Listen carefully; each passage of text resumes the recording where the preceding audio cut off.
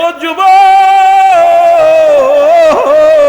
যাদের আব্বা মা নাই, আগামীকাল ফজরের নামাজটা শেষ করে মা বাবার কবরের পাশে দাঁড়াইয়া ইস্তেগফার পড়িয়া, সূরা ফাতিহা 3 বার পড়িয়া, সূরা ইখলাস 10 বার, দুরূদ শরীফ 11 বার, কয়েকবার পাঠ করিয়া কবরের পাশে দাঁড়াইয়া চোখের পানিগুলো ছেড়ে ছেড়ে ডাকবে আর বলবে, রব্বির হামহুমা কামা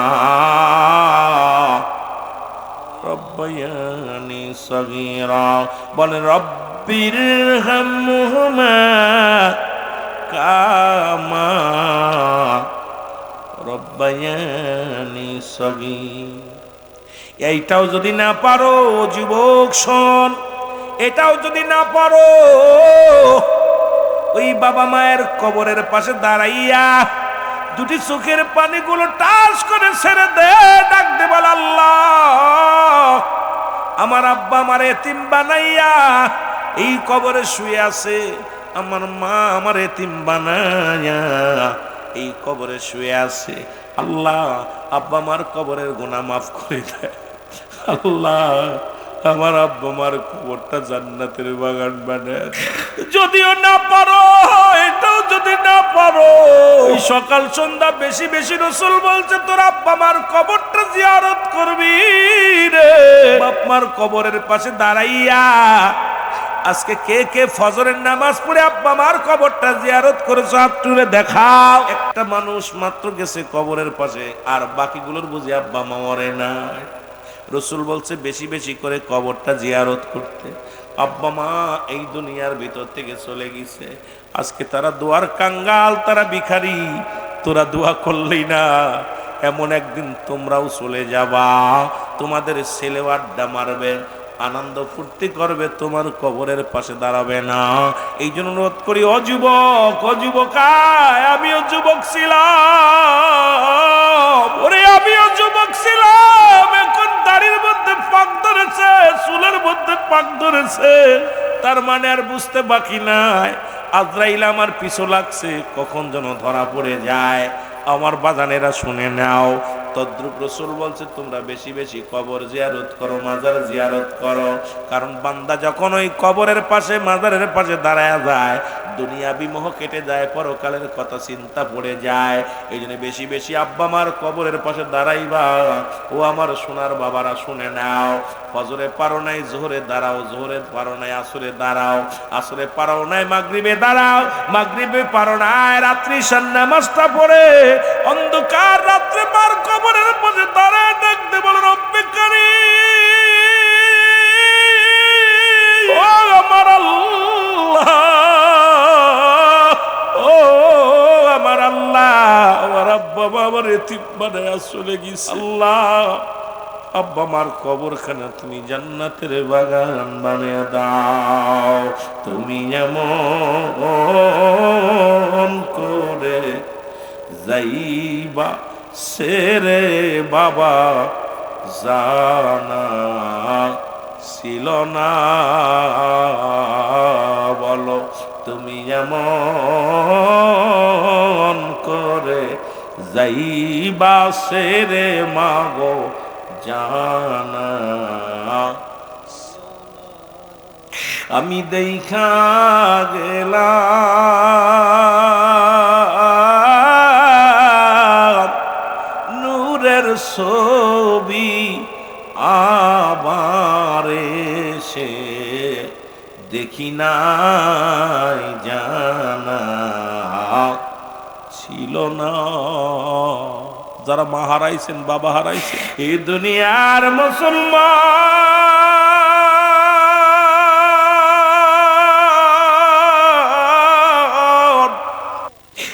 মার মতো দুরুদি হয় না, বাবার মতো দুরুদি হয় না, পীরের মতো বান্ধব হয় না। আজকে যাদের মা নাই রে, বাবা নাই রে, আল্লাহ, সামনে রমজান মাস, শীতের রাত্রে মা উঠাইয়া দিত, সেহরি খাইতাম, মা ইফতার গুছাইয়া দিত, খাইতাম। আজকে মাও নাই, বাবাও নাই, কে আর ডাক দিবে রে সেহরি খাইতে? কে আর ডাক দিবি ইফতার করার জন্য? কে আর মুখ দেখে যে মনের কষ্ট বুঝবে রে? ছেলে চাই সম্পদ, বিবি চাই ভালোবাসা, মেয়ে চাই সম্পদ, মা চাই শুধু একমাত্র সন্তানের সুখ, বাবা চায় একমাত্র সন্তানের সুখ। আজকে এমন দরদি যাদের নাই, আল্লাহ আল্লাহ সেই আব্বা আমার কবরখানা তুমি জান্নাতের বাগান বানিয়ে দিও। জোরে জোরে চিল্লায় বলা যাবে না মারহাবা। এই দুনিয়ার মুসলমান শুনে নাও, এই জন্য যাদের আব্বা মা বেঁচে আছে আমি অনুরোধ করব, রাত্রে বাড়ি যাইয়া জড়ায় ধরে বলে আব্বা জান, জীবনে যত ভুল করেছি ক্ষমা করে দাও। মার পায়ের মধ্যে পড়ে যাবি, চাবি মাপ মাগো মাফ করে দাও। যদি আব্বা মা মাফ করে দেয় তোর কপাল বালাং, আর যদি মাপ না করে তোর কপাল মন্দ। তোর মতো কপাল পোড়া মানুষের দোয়া কবুল হবে না, রোজা রেখে কাজ হবে না, যাকাত দিয়ে কাজ হবে না। এ মুসলমান, বাইতুল মুকাররমের খতিম হইলেও কাজ হইতো না। আব্বা মারে যদি সন্তুষ্ট না রাখতে পারো, কত না বাবা মার কত ধমক দিয়ে কথা বলছো, বাবা মার অবাধ্য হইয়া কত অন্যায় করছো। বাড়ি যাইয়া মায়ের পায়ের নিচে পড়ে যাও, বাবার পায়ের নিচে পড়ে যাও। এই দুইটা জায়গা ঠিক রাখো আর ইবাদত করো আমার আল্লাহর। মৃত্যুর পরে পরে তুমি হবে জান্নাতি, তুমি হবে জান্নাতি, তুমি হবে জান্নাতি। ও যুবক, দিলের কান্ডা লাগা শোনো।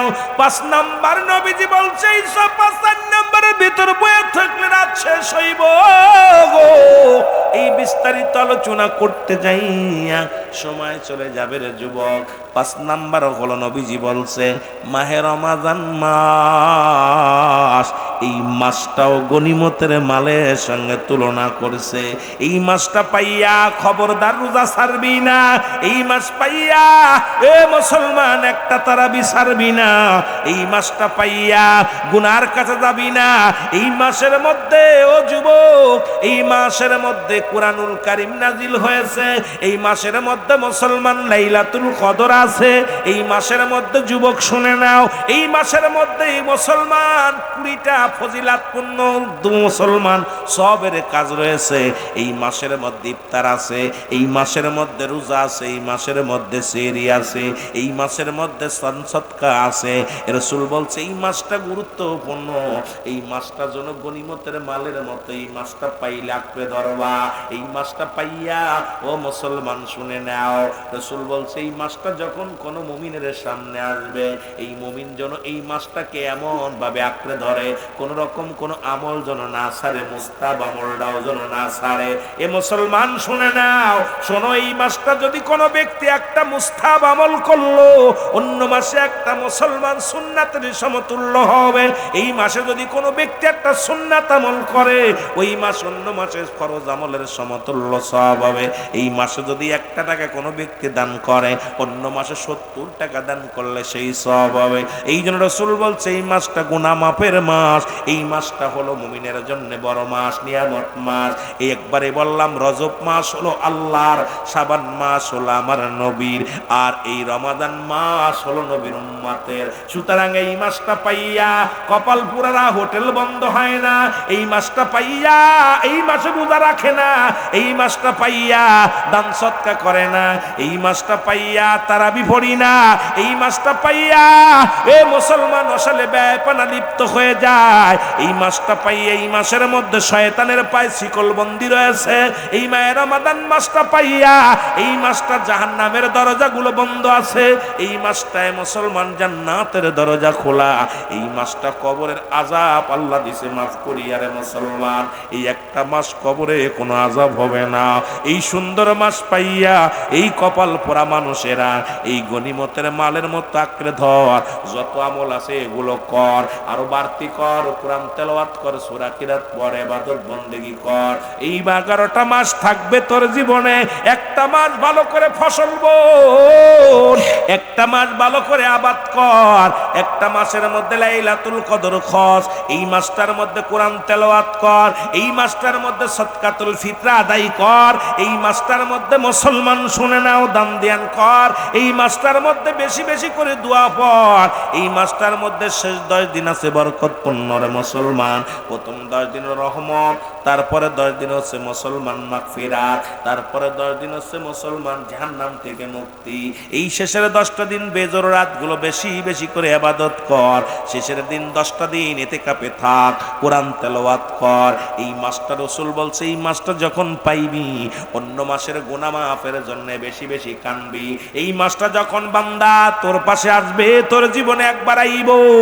মুসলমান শুনে নাও, এই মাসটা পাইয়া এমন ভাবে ইবাদতে মাসগুলোইবি, এমন ভাবে আল্লাহর গোলামি করবি। এই মাসটা পাইয়া এ মুসলমান শুনে নাও, এই মাসটা পাইয়া এমন ভাবে সম্পদ করবি, আমলের সম্পদ, যে পাহাড় পর্যন্ত যেন গড়তে পারিস। আমার বাবারা, আল্লাহ যেন আমাদের তৌফিক দান করে। জোরে জোরে চিল্লায়া বলা যাবে না মারহাবা। এ ভাইরা আমার, বন্ধুরা আমার, আল্লাহ রাব্বুল আলামিন রিয়াজুল জান্নাহ বেহেশতের বাগান, এই জান্নাতের বাগানে আসার মতো বসার মতো সুযোগ দান করল। আমার ভাই আগে আলোচনা করেছেন মায়ের রমাদান মাসের গুরুত্ব দিয়া। আর এই মাসটার সামনে যে মাসটা আসতেছে, এই মাসটা অত্যন্ত গুরুত্বপূর্ণ মাস। যে মাসটা আমাদের সামনে আছে রহমত মাগফিরাত নাজাত নিয়ে, সেই রমাদান মাস আমাদের জন্য, মুমিনের জন্য বরকতপূর্ণ মাস। আমার আল্লাহ বলেন রজব মাসটা হলো আমার, শাবান মাসটা হলো নবী আপনার, আর মাহে রমজান মাস, এই রমজান মাস হলো আপনার উম্মতের। সুবহানাল্লাহ বলেন। সুতরাং আমাদের রব্বে কারীমের মাস রজব মাস যখন আসলো, এই মাসটা যখন আমাদের থেকে বিদায় হয়ে গেল, ওই মাসটা ছিল রব্বে কারীমের জন্য। আর যে মাসটা বর্তমান চলতেছে শাবান মাসটা, এই মাসটা রাসূলকে দিয়েছেন আমার আল্লাহ রহমত স্বরূপ করে। আর রাসূলের উম্মতের জন্য যে মাসটা দান করেছে সেই মাসটা হলো মাহে রমজান মাস, যে মাসটার মধ্যে 3টা ভাগ করেছে, রহমত মাগফিরাত নাজাত। জোরে জোরে চিল্লায়া বলা যাবে না আল্লাহু আকবার। এই যে রাসূল বলছেন মানুষের ভিতরে 5টা জিনিস, 5টা নিয়ামত পাইয়া ওই ব্যক্তি যেন গনিমতের মাল মনে করেন। খুব খেয়াল, যদিও রমজান মাসের আলোচনা আমার ভাইজান করেছেন, আমি একটু টাচ দিয়ে আমি মূল আলোচনায় চলে যাব। যেহেতু আর সবেমাত্র একদম আমাদের নাকের ডাগায় চলে আসছে রোজা, এই রোজার মাসটা পবিত্র মাস। রাসূল বলছে বান্দার, প্রতিটা বান্দার জীবনে 5টা গুরুত্ব বিষয়, এই গুরুত্ব বিষয়ের পুরো গুরুত্ব আমাদের রাখতে হবে। এই 5টা দিক, 5টা নিয়ামত যদি কোনো ব্যক্তি পায়, এই ব্যক্তিটা যেন গনিমতের মালের মতো হেফাজত করে। যেমন যুদ্ধের ময়দানে কাফের বেঈমানেরা যখন পরাজয় হয়েছে, তাদের মালামাল যখন ফেলে থুয়ে গেছে, রাসূল বলছে যে যেটা পারবে তোমরা নাও। গনিমতের মাল যেমন কোনো হিসাব নাই, হিসাব ছাড়া যে যেটা পারবে সেই সেটা ভক্ষণ করবে, সেই সেটা নিবে। তদ্রূপ নবীজি বলছেন প্রতিটা মানুষের জীবনে 5টা করণীয় মায়ের রমাদান মাস আসার আগে। এর মধ্যে এই আসার আগে হলো 4টা জিনিস, আর একটা হলো মায়ের রমাদান মাস। এই 5টা গুরুত্বপূর্ণ বিষয় আমি আপনাদেরকে জানিয়ে দিয়ে যাই, তারপরে মেন আলোচনায় যাই, যাতে আপনাদের উপকার হয়। আলোচনা শুনলে যেন জ্ঞান বাড়ে, যাতে আমল করতে পারি, গুনাহ মাফ করে এখান থেকে যাইতে পারি। আল্লাহ যেন সেই তৌফিক দান করে। জোরে জোরে চিল্লায় বলেন মারহাবা। নবী প্রেম সুধা পান করস বে মনবে দনা যত না জুরাইবে। বলেন নবী প্রেম সুধা পান কর সবে মনবে দনা যত না জুরাইবে খোদা তত পাবে ধরলাভ হবে নবী পদবিনে বাব সবই মিশে নবী পদবিনে বাব সবই মিশে নবী পে মশোধা পান কর সবে মনবে দনা যত না জুরাইবে বল মনবে দনা যত না এই দুনিয়ার মুসলমান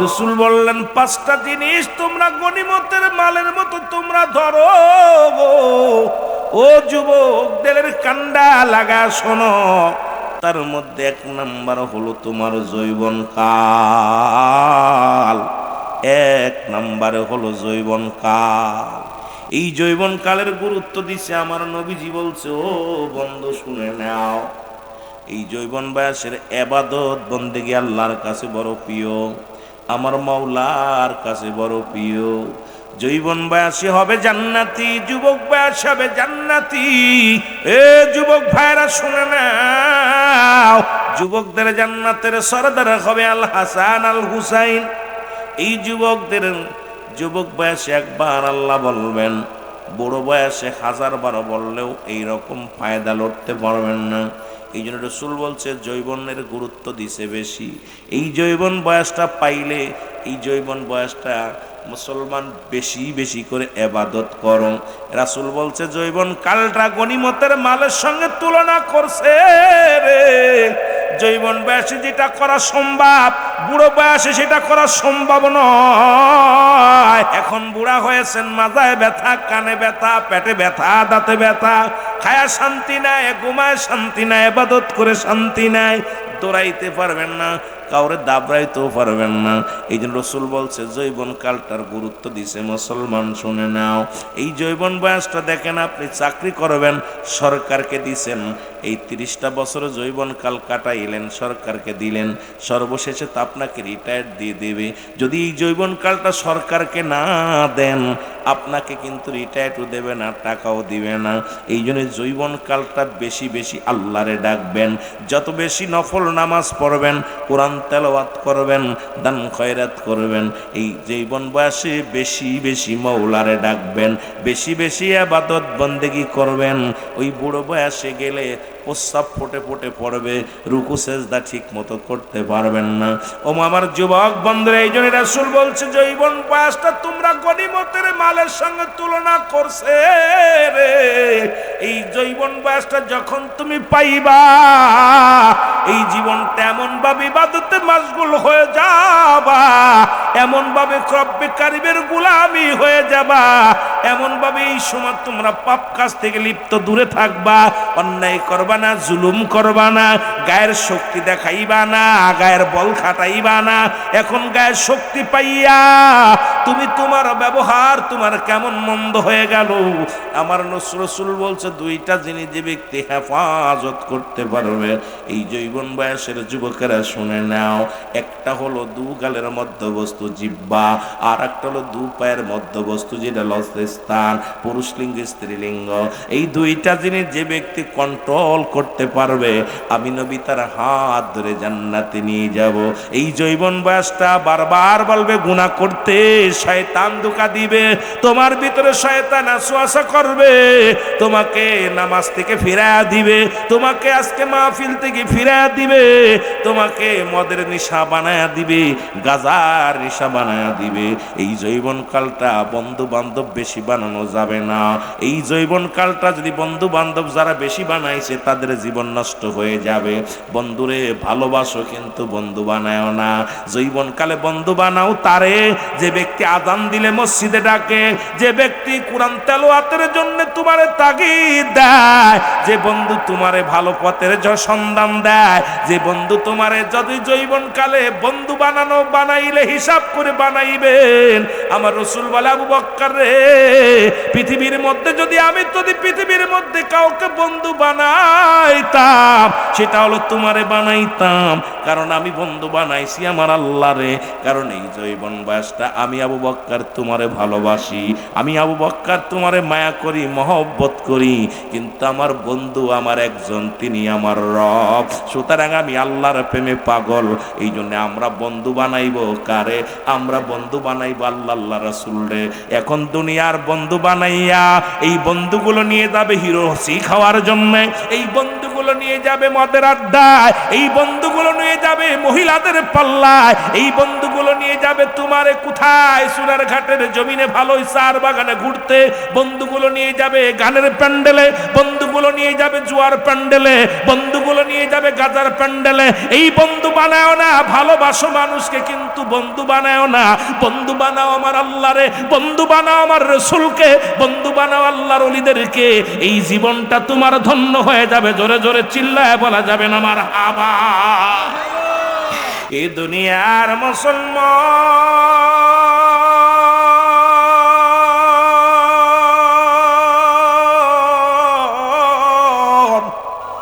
এই জন্য আমার রাসূল বলছে যৌবন কালটা তোমার গনিমতের মালের সঙ্গে তুলনা করছে রে।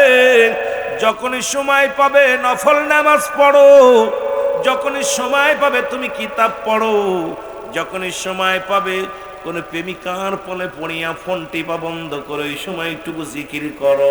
কারণ বুড়া হয়ে এন্তেকাল করবা এমন কোনো গ্যারান্টি নাই। বাবারে 80 বছর বয়স, আজকে পীর সাহেব কেবলা যতদিন বেঁচে আছে এতদিন আপনি বাঁচবেন এমন কোনো গ্যারান্টি নাই। কারণ এখন যে কোনো মুহূর্তে আপনি চলে যেতে পারেন। যে সময়টুকু পাবেন এই জীবনকালে বেশি বেশি করে রব্বে কারিমের গোলামি করবা গো। এই জন্য রাসূল পাক সাল্লাল্লাহু আলাইহি ওয়াসাল্লাম এই যৌবন কালটা গনিমতের সঙ্গে তুলনা করেছে, গনিমতের মালের সঙ্গে তুলনা করেছে। যতটুকু সময় পাবা রব্বে কারিমের প্রেমের মধ্যে ডুবে থাকবা। আল্লাহ যেন আমাদের বোঝার তৌফিক দান করে। জোরে জোরে চিল্লায় বলা যাবে না মারহাবা। রাসূল বলছে 2 নাম্বার হলো সুস্থতা, সুস্থ দেহ। পৃথিবীর মধ্যে দেহ যার ভালা সব তার ভালা। রাসূল বলছে 2 নাম্বার হলো সুস্থতা, জীবনের সবচেয়ে বড় একটা নিয়ামত। মুসা আলাইহিস সালাম ডাক দিয়ে বলে, রব্বে কারীম, ও আমার আল্লাহ, আমার আল্লাহ গো, আপনি যদি মুসা হন, আমি যদি আল্লাহ হই গো, আমার কাছে আপনি কি চাইবেন? আল্লাহ কয়, মুসারে কোশ্চিন কালো তুমি আল্লাহ হতে পারবা না। মুসা নবী কয়, আমার আল্লাহ শোনেন গো, আপনিও কোশ্চিন কালো মুসা হতে পারবেন না। ধরেন আপনি আল্লাহ, আমি মুসা, আমি আল্লাহ, আপনি মুসা, আমার কাছে কি চাইবেন জানতে চায়। রব্বে কারিম ডাক দে কয়, নবী মুসা রে, যদি তোমার কাছে, তুমি যদি সত্যি প্রকৃত আল্লাহ হতে, তোমার কাছে চাইতাম আমি শারীরিক সুস্থতা। পৃথিবীর মধ্যে যারা দেহ ভালো সব ভালো। এই রাসূল বলছে তোমাদের এই সুস্থতা একটা গনিমতের মালের সঙ্গে মুসলমান তুলনা করেছে। তুমি সুস্থ আছো, তুমি এই বেশি বেশি আল্লাহরে ডাকো। সুস্থ আছো, বেশি বেশি শুকরিয়া আদায় করো। সুস্থ আছো, নামাজ পড়ো। সুস্থ আছো, কোরআন তেলাওয়াত করো। সুস্থ আছো, মা বাবার খেদমত করো। সুস্থ আছো, পীর মুরিদের খেদমত করো। সুস্থ আছো, দুনিয়ার মধ্যে ভালো কাজ করো। সুস্থ আছো, জিকির আজগার করো। যখন তুমি অসুস্থ হয়ে যাবা, যার মাথায় জ্বালা তার শান্তি নাই, যার পেটে ব্যথা তার শান্তি নাই, যার জন্ডিস তার শান্তি নাই, যার কিডনি গেছে তার শান্তি নাই, যার পেটে ব্যথা তার শান্তি নাই। এই রাসূল বলছে সুস্থতা একটা বড় নিয়ামত। এই নিয়ামতটা পাইয়া গনিমতের মালের মতো এই সুস্থ জীবনটা তুমি বেশি বেশি ইবাদত করো। সুস্থতা জীবনটা তুমি রব্বে কারিমের সঙ্গে প্রেম লাগাও, দুনিয়ার প্রেম ছেড়ে দাও, রব্বে কারিমের গোলামি করো। যদি আল্লাহর কাছে কিছু পাইতে চাও, সুস্থ জীবনটা হলো তোমার গনিমতের মালের সঙ্গে ব্যবহার করেছে। তুমি যত সুস্থ থাকবা, লেখাপড়া বেশি করবা, সুস্থ থাকবা, মা বাবার খেদমত বেশি করবা, সুস্থ থাকবা, মাহফিলে বেশি বেশি আসবা, সুস্থ থাকবা, বেশি বেশি জিকিরি করবা, কারণ সুস্থ জীবন পৃথিবীর মধ্যে সবচেয়ে উত্তম। জোরে জোরে চিল্লায় বলেন ঠিক কিনা? তুমি এটাও গনিমতের মালের সঙ্গে ব্যবহার মুসলমান তুলনা করেছে। তুমি যখনই কোনো ধন সম্পদ সব সময় আসে না, অর্থ করি সব সময় আসে না, যখন আসবে দান করবা বেশি বেশি। রাসূল বলে গেছে এমন একটা সময় আসবে তোমার ধন সম্পদ তোমার ছেলের হাতে থাকবে। দেখবেন মসজিদের ইমাম সাহেব এই মাহফিলের জন্য 500 টাকা চাঁদা ধরছে, আপনি বলেন ভাইজান আমি আমার ছেলের লগে একটু পরামর্শ করি, ছেলের দেয় বলছে বাজান রে মাহফিলে 500 টাকা দিতে হবে, ছেলে দিল 200 টাকা। চিন্তা করে হারে নিজের ক্ষমতা নাই, কিন্তু বাড়িও আপনার, জমিও আপনার, সম্পদের সব কিছু রেখে গেলেন আপনি। রাসূল বলছে যখন তোমাদের কাছে গচ্ছিত সম্পদ আল্লাহ দান করে, এটা গনিমতের মালের সঙ্গে ব্যবহার করছে, ছেলের মেয়ের জন্য রাখো, আর তুমি সবগুলো গুছিয়ে রেখো না, এগুলো আল্লাহর রাস্তায় দান করো, দান করো, অসহায় মানুষের দান করো। এটা তুমি সবের উদ্দেশ্যে আখিরাতে কামানোর জন্য, আখিরাতে তুমি কামাই করবা, আখিরাতে এটা বেনিফিট পাবা, এটা আশা করে তুমি দান ধ্যান করবা। সব রেখে দিলে আজকে বাড়ি করলা ছেলের জন্য, মেয়ের জন্য বাড়ি করলা, গাড়ি করলা, সম্পদের পাহাড় করে তুলে, কিন্তু তোমার অধিকার নাই, তোমার ক্ষমতা নাই। মুসলমান আমার ক্ষমতা শেষ করে নেওয়া হয়েছে, এখন নিজের টাকার একটু দান করবা, তাও ছেলের অনুমতি নেওয়া লাগে।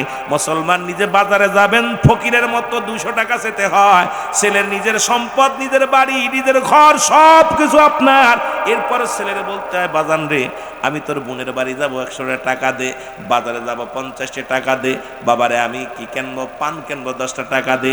এই যে আপনি পরাধীন হয়ে যান, স্বাধীন থাকেন না। এই যে রাসূল বলছে যখন মানুষের কাছে তোমার কাছে যখন অর্থ আসবে, যখন তোমাদের কাছে মাল সমমান আল্লাহ পাক দান করবে, এখান থেকে বেশি বেশি করে ওই গনিমতের মালের মতো তোমরা দান করো, দান করো আখিরাতের জন্য, আখিরাতের জন্য বেশি বেশি করে আল্লাহ রাস্তায় দান করো। এই তোমার সম্পদ তুমি দান করো, মসজিদে 10,000 দাও, মাদ্রাসায় দাও, রাস্তা করে দাও, মাহফিলে দাও, আল্লাহর দ্বীনের কাজে ব্যয় করো, অসহায় মানুষের পাশে দাঁড়াও। মুট করে শুধু রেখে দিলা, সব রেখে দিলা। আজকে যারা রাখছেন আমার কথাগুলো খুব খেয়াল করবেন, যদি আপনার এই কথা খেয়াল ভালো না লাগে বলবেন হুজুর আপনি রং করতেছেন। আজকে মুসলমান আমার এই চাকরি করলাম ছেলে মেয়ের জন্য, সম্পদ করলাম আপনার ছেলে মেয়ের জন্য, ব্যবসা করলাম ছেলে মেয়ের জন্য। আপনার ইমাম সাহেব যে মসজিদ ইমামতি করে, এলাকায় বাড়ি কিন্তু ওই দরবারে যে ইমামতি করে, কিসের জন্য? পেটের জন্য, সম্পদ ছেলে মেয়েদের জন্য। আর সেই সম্পদ রেখে যাবে, ওই ছেলে মেয়ে দান করবে না, ওই ছেলে মেয়ে সবের জন্য তোমার কোনো খরচ করবে না। তুমি অসহায় হয়ে যাবে, তুমি এই মুর্দা মানুষের মতো, মরা মানুষের মতো হয়ে যাবে। তখন নিজে লেজ, যখন তোমার ক্ষমতা লেজ হয়ে যাবে, তখন দুনিয়ার মধ্যে ওই মরা মানুষের মতো তোমার সময়টা কাটবে। এই যে রাসূল বলছে যখন তোমরা সম্পদ, রব্বুল আলামিন সব সময় সম্পদ দেবে না, সব সময় অর্থ দিবে না, সব সময় দিবে না, ক্ষণে দিবে ক্ষণে দিবে না। এমন একটা মানুষ ছিল, এমন একটা সময় দিনে 5,000 কামাইছেন, এখন 500 টাকা পারেন না, আবার 500 কামাইছেন এখন 200 পারেন না, 200 কামাইছেন এখন 1 টাকাও পারেন না, কারণ সব সময় অর্থ করে আসবে না। আল্লাহর রাসূল বলে গেছেন তোমাদের কাছে যখন অর্থ করে আসবে, এগুলো দিনের পথে ব্যয় করবে। জোরে জোরে চিল্লায় বলেন সুবহানাল্লাহ।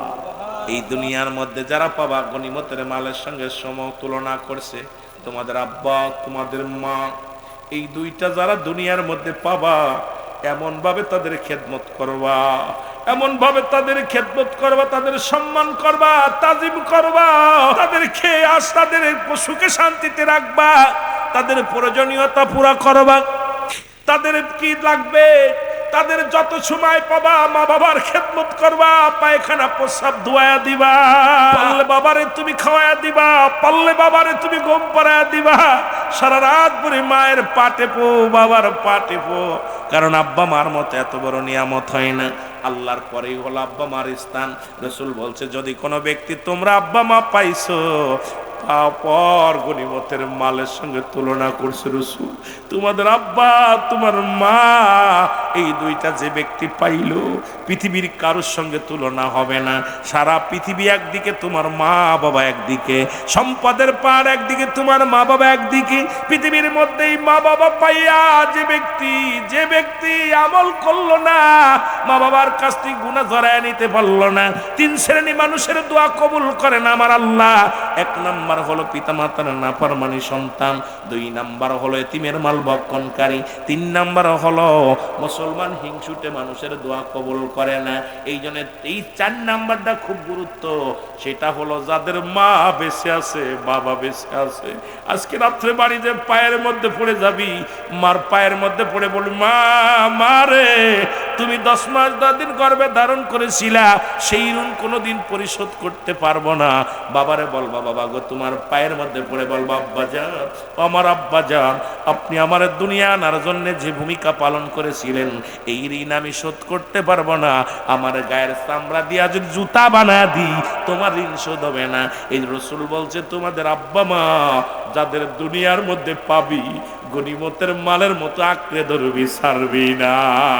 আজকে আব্বা মা পায়া তাদের ভাত চটে না, বোর কাপড় জোটে, ছেলে মেয়ের কাপড় জোটে, ছেলে মেয়ের মজা জোটে, বাবার জন্য প্রাণ জোটে না, বাবার জন্য মা লাগে না, মার জন্য মায়া লাগে না। রাসূল তার মাদের কত ভালোবাসে তার একটা প্রমাণ শোনো। নবীজির কদমে একজন জনক মহিলা আসলেন। রাসূলুল্লাহর কাছে আসা পর নবীজি দাঁড়াইলেন, নিজের চাদর মুবারক বিছায়া দিলেন। রাসূলুল্লাহ চাদর মুবারক, নিজের রুমাল মুবারক বিছায়া দিলেন। এরপরে এই চাদরের মধ্যে বসলেন, নবীজির কানে কানে কথা বললেন। এবার যখন উঠে দাঁড়াইলেন, রাসূল উঠে দাঁড়াইলেন। যতক্ষণ পর্যন্ত এই মহিলা রাসূলের চোখের আড়াল না হলো, রাসূল ততক্ষণ পর্যন্ত তাকায়া তাকায়া চোখের পানি ছাড়তে লাগলো। সাহাবীরা বলে, ইয়া রাসূলুল্লাহ, ইয়া হাবিবাল্লাহ, এই জনক মহিলা কে গো, যার সম্মানে আপনি দাঁড়াইলেন, যার সম্মানে আপনার চাদর মোবারক বিছায়া দিলেন? আমার নবী কয়, সাহাবীরা রে, তোমরা চেনো না, উনি আমার দুধমা হালিমাতুস সাদিয়া। আমার রাসূল দুধমাকে কেমন সম্মান করেছে, ভালোবেসেছে। আজকে আমরা সেই সন্তান, দুনিয়ার মধ্যে থাকতে 14টা হক, মোট 14টা হক। আপনি আব্বা মার 14টা হক যদি আদায় না করেন, তোর বাবার লগে তোর সম্পর্ক থাকবে না। বাবার হক যদি মার হক না আদায় করে মারা যাও, কিয়ামতের ময়দানে কঠিন আযাবের সম্মুখীন হয়ে যাবা। জীবিত থাকতে 7টা হক, ইন্তেকালের পরে 7টা হক। এই জীবিত থাকতে যে মুসলমান ইন্তেকালের পরে যে 7টা হক, তার মধ্যে 1 নাম্বার হলো তাদের জন্য মাগফিরাত কামনা করা, 2 নাম্বার তাদের জন্য সবর রেসানি করা, 3 নাম্বার হলো মুসলমান তাদের দিন আদায় ঋণ পরিশোধ করা, 4 নাম্বার হলো মুসলমান, শুনে নাও, তাদের ওসিয়াতগুলো পালন করা। এই মৃত্যুর পরে বাবা মার ওসিয়াতগুলো পালন করা, পূরণ করা। 5 নাম্বার হলো মুসলমান, শুনে নাও, তার বাবা মায়ের আত্মীয়স্বজন যারা আছে তাদের সঙ্গে সুসম্পর্ক রাখা। আব্বা মার আত্মীয়, বাবার আত্মীয়, মায়ের আত্মীয় যারা আছে তাদের সাথে সুসম্পর্ক রাখতে হবে। 6 নাম্বার হলো বাবা মার আত্মীয় স্বজনের সাহায্য সহযোগিতা করা লাগবে। যদি তোর আব্বা মারে সুখে রাখতে চাস কবরে, তুই যদি দুনিয়ার মধ্যে শান্তিতে থাকতে চাস, এ যুবক শুনে নাও, আব্বা মার আত্মীয় স্বজন যারা আছে তাদেরকে সাহায্য সহযোগিতা করবা। 7 নাম্বার হলো বাবা মায়ের কবরটা বেশি বেশি করে সময় করে বাবা মায়ের কবরটা জিয়ারত করার হুকুম দিয়েছে আমার আল্লাহর নবী। আল্লাহ পাক ঘোষণা করছে হাবিবের কাছে। এই জন্য 14টা হকের মধ্যে 7টা হক হলো ইন্তেকালের পরে। সুতরাং আজকে আমাদের আব্বা যাদের মা নাই, এই ওয়াজগুলো যা করে যায় খুব লেখে নিবেন ও যুবক, ভালো করে জেনে নিবেন। কারণ আপনাদের বাস্তবতা নিয়ে আলোচনা করতে হবে, সমাজ বাঁচাতে হবে, জাতি বাঁচাতে হবে। আজকে আমাদের সমাজের ওয়াজ নসিহত যা করি নিজেরাও পালন করি না, আপনারাও করেন না। কেউ আসি ওয়াজ শুনতে, সুর শুনতে, কেউ আসি গল্প শুনতে, কেউ আসি তামাশা করতে। কারণ ওয়াজের ময়দানটা বিনোদন, বিনোদন করলে চলবে না। ওয়াজের ময়দানটা হলে একটা পাঠ্যদান করতে হবে, এখান থেকে কিছু নিয়ে যেতে হবে। মাহফিলে বসে কিছু না কিছু নেওয়ার চেষ্টা করতে হবে, এখান থেকে যেন কেউ খালি হাতে ফিরে যায় না। জোরে জোরে বলেন ঠিক কিনা? মা বাবার কথা মতো যে জন চলে না, বলো মা বাবার কথা মতো আল্লাহ নবীর দয়া তারা পাবি না বাইরে, আল্লাহ নবীর দয়া তারা পাবি না। বলো মা বাবার কথা মতো যে জন চলে না, বলো মা বাবার, আরো জোরে জোরে বলেন, মা বাবার কথা মতো যে জন চলে না, আল্লাহ নবীর দয়া তারা পাবি না বাইরে। আল্লাহ এ যুবক, তোর মা তোর বাবা তোর কাছে কত বড় নিয়ামত, তোর কাছে কত বড় নিয়ামত, এটা বুঝবি যখন নিজেরা বাবা মা হবি তখন। এখন বুঝি না, আগে বুঝতাম না রে মুসলমান। এখন বুঝি সন্তান লালন পালন করতে কত কষ্ট হয়। সন্তানের জন্য বাবা পেটটি ভরে খায় না, মা ভালো মতো ঘুমায় না। এই শীতের রাত্রে মার কোল ভরে প্রস্রাব করে দেয় সন্তান, ছোট্ট সন্তান প্রস্রাব করে দেয়, মা বুকের পরে রাখে, বুকের পরে প্রস্রাব করে দেয়, মা ভিজা কাপড়ে শুয়ে থাকে। সারা রাত কেটে যায়, মা একবারও সন্তানকে কাছার দেয় না, সারা রাত ঘুমাইতে পারে না মা। ওই মা সন্তানের যন্ত্রণায় সন্তান সারা রাত কান্দে, সারা রাত পরে কান্দে। দুঃখিনী মা বালিশটা হেলান দিয়া সারা রাত জেগে জেগে সন্তানের দুধ পান করায়, সারা রাত ভরে সন্তানের আদর করে। সন্তানের ঠান্ডা লাগলে মা ঘুমাইতে পারে না, সন্তানের ঘুম পেট না বললে মা ঘুমাইতে পারে না। আজকে সেই সন্তানের পেট ভরে, মার পেটে খাবার নাই। এমন একটা দিন ছিল সন্তান না খাইলে মা কাঁদতো। আজকে সেই সন্তান মা না খেয়ে আছে, সন্তান খবর নাই না। একশো মা কেঁদেছিল, সন্তান না খেয়ে থাকলে মা কেঁদেছে, আর এখন সন্তান ভাত দেয় না বলে কেঁদেছে। আরে এই হলো দুনিয়ার নিয়ম। এইটা বড় কষ্ট লাগে রে মুসলমান শরীরেও। পৃথিবীর মধ্যে বাবা মার প্রতি তোদের কেন ভালোবাসা নাই রে যুবক? বাবা মার প্রতি কেন তোদের শ্রদ্ধা নাই? পৃথিবীর মধ্যে জীবিত থাকতে 7টা হক। 1 নাম্বারই হলো তাদেরকে মুসলমান পৃথিবীর মধ্যে শুনে নাও। ও যুবক, একটু দিলের কান্ডা লাগে শোনো গো। 1 নাম্বার হলো তাদের প্রতি শ্রদ্ধাশীল হওয়া লাগবে। 1 নাম্বার হলো তাদের প্রতি শ্রদ্ধাশীল হওয়া লাগবে। কিসের কোন মৌলবী দেখার সময় নাই, কোন হাফেজ সাহেব কোন কারি সাহেব দেখার সময় নেই, কোন এসপিডিসি মন্ত্রী দেখার সময় নেই। আমার বাবা আমার মাথার তাজ, আমার মা আমার মাথার তাজ, আমার মা আমার কলিজা, আমার মা বাবা আমার কলিজা, আমার প্রাণ, আমার চোখ। আমার হলো তাদের প্রতি শ্রদ্ধাশীল হওয়া লাগবে। এত শ্রদ্ধা করবেন তাদেরকে। এত মুসলমান শোনো গো, একমাত্র সন্তানের কাছে পিতামাতা এত শ্রদ্ধাশীল হবে যা পৃথিবীর মধ্যে অন্য কে এত এই মর্যাদা থাকতে পারবে না। কারণ 1 নাম্বার আল্লাহর পরের স্থান হলো তোমার মা বাবা। জোরে জোরে চিল্লায়া বলা যাবে না মারহাবা। 2 নাম্বার হলো তাদেরকে সুখে শান্তিতে রাখতে হবে। এই পৃথিবীর মধ্যে তাদেরকে সুখে শান্তিতে রাখতে হবে। তারা কি কাজ করলে সুখ পায়, কি কাজ করলে শান্তি পায়, সেই কাজগুলো করতে হবে। 3 নাম্বার হলো তাদের মনে প্রাণে ভালোবাসতে হবে। এমন ভালোবাসতে হবে মন থেকে প্রাণ থেকে, এত ভালোবাসতে হবে রে মুসলমান। আজকে আব্বা মার প্রতি আমরা ভালোবাসি, কয় বউ বড় না মা বড়। পৃথিবীর তামাম পৃথিবী একদিকে রে, তোমার মা একদিকে, তামাম পৃথিবী একদিকে, তোমার বাবা একদিকে। এই জন্য তাদেরকে মনে প্রাণে ভালোবাসতে হবে। লিপসন ভালোবাসলে হবে না, মানুষ দেখানো ভালোবাসা হলে হবে না রে মুসলমান। এই পৃথিবীর মধ্যে রক্ত পানি কত না মা, যখন ডেলিভারি সন্তানের সময় কত রক্ত পানি প্রবাহিত হয়।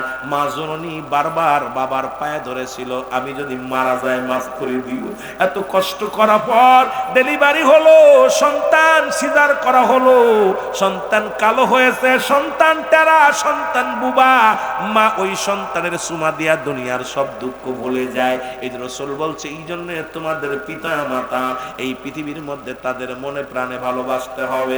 এমন ভালোবাসরে সারা পৃথিবী একদিকে, তোমার মা তোমার বাবা একদিকে, সারা পৃথিবী চাই না, ধন সম্পদ চাই না, টাকা চাই না, বাড়ি চাই না, গাড়ি চাই না, সুন্দরী বউ চাই না, চাই আমার মা, চাই আমার বাবা। এই নিয়ামত যেন পাইয়া কেউ অবহেলা না করি, জোরে বলেন মারহাবা। 5 নাম্বার হলো মুসলমান, তাদের প্রয়োজনীয়তা পূরণ করতে হবে। 6 নাম্বার হলো মুসলমান, তাদেরকে পৃথিবীর মধ্যে তাদের কথা মেনে চলতে হবে, তাদের কথার বাইরে যাওয়া যাবে না।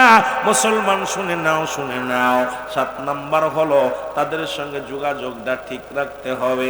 সুতরাং আব্বা মার সঙ্গে যোগাযোগ ঠিক রাখা লাগবে, বাবা মার মনে কষ্ট দেওয়া যাবে না। এমন ভাবে আমাদের এমন সন্তান আছে মাসের পর মাস চলে যায়, সপ্তাহের পর সপ্তাহ চলে যায়, আব্বা মার খবর নিতে পারি না, খোঁজ নিতে পারি না। আর এই জায়গাটা যদি তুমি ঠিক না রাখতে পারো, তোর নামাজ বরবাদ, তোর রোজা বরবাদ। আগে মাকে সান্ত্বনা দে, বারে বাবারে সান্ত্বনা দে। আব্বা মা যদি একবার রাজি হয়ে যায়, রব্বে কারীম তোর উপরে রাজি খুশি হয়ে যাবে। জোরে জোরে চিল্লায় বলা যাবে না মারহাবা। ওরে মা বাবার কথা মতো যে জন চলে না, বলো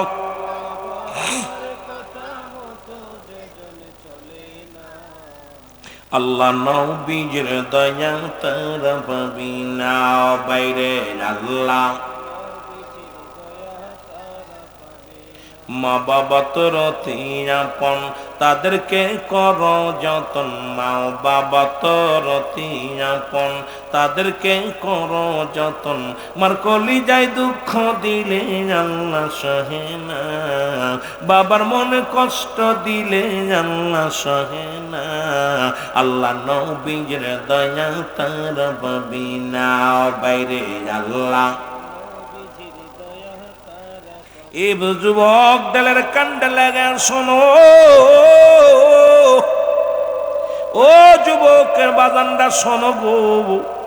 রাসূল বলছে তোমাদের পিতা মাতা পাইয়া, আব্বা মা পাইয়া এই পৃথিবীর মধ্যে এমন ভাবে খেদমত করো, এমন ভাবে তাদেরকে সম্মান করো, এমন ভাবে তাদের ভালোবাসো যেন টু শব্দ করার সুযোগ না পায়। তুমি নামাজে দাঁড়াইছো, নফল সুন্নাত নামাজে দাঁড়াইছো, মা ডাক দিছে নামাজ ছেড়ে দাও, বাবা ডাক দিছে ছেড়ে দাও। একমাত্র ফরজ নামাজ ব্যতীত আব্বা মা সুন্নাত নফল নামাজ দাঁড়াইলা, এখন আব্বা ডাক দিছে রুহুল আমিন নামাজটা ছেড়ে দাও। রুহুল আমিন তুমি কি করে দাও, নামাজটা ছেড়ে দাও, আগে তোমার মা ডাকে সাড়া দাও। এই গুরুত্ব দিছে আমার আল্লাহ, এই গুরুত্ব দিছে আমার নবীজি। এই জন্য যতদিন আপনারা যারা আব্বা মা পাইছেন, আব্বা মার কব, আব্বা মা যারা হারায়া ফেলেছেন, আল্লাহ আল্লাহ, এই পৃথিবীর মধ্যে যাদের আব্বা মা জীবিত আছে রে, আরে দুনিয়ার মধ্যে মার কদর করো, বাবার কদর করো। এটা যদি একবার হারিয়ে ফেলো রে, সারা পৃথিবীর মধ্যে সব পাবা। এত বড় নিয়ামত কোনদিন আর পাবা না। আল্লাহ কোন নাম লইয়া ডাকবো গো আল্লাহ, আমি পাপী সংসারে কোন নাম লইয়া ডাকবো তোমারে। আল্লাহ আল্লাহ আল্লাহ আল্লাহ। জোরে জোরে একটু জিকির করেন।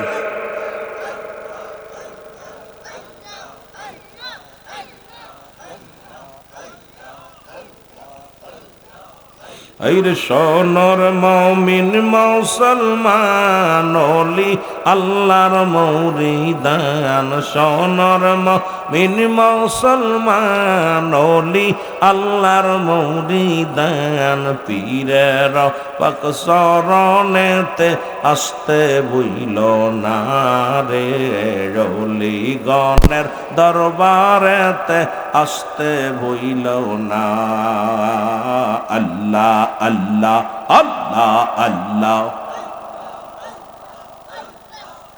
আর প্রেমের হাট মিলাইয়া পীরে ডাকছে তোমায় দিন রাতে প্রেমের হাট মিলাইয়া পীরে ডাকছে তোমায় দিন রাতে নূর নবীজির প্রেমে পাগল হইয়া দেখো না আর নূর নবীজির প্রেমের পাগল হইয়া দেখো না আর সোনর মমিন মুসলমান নূর নবীজির উম্মত গওয়ান সোনর মমিন মুসলমান নূর নবীজির উম্মত গওয়ান কামেল মোকাম্মেল কদমে আসতে বইল না রে ওলি আল্লাহর পাক কদমে আসতে বইল না আল্লাহ আল্লাহ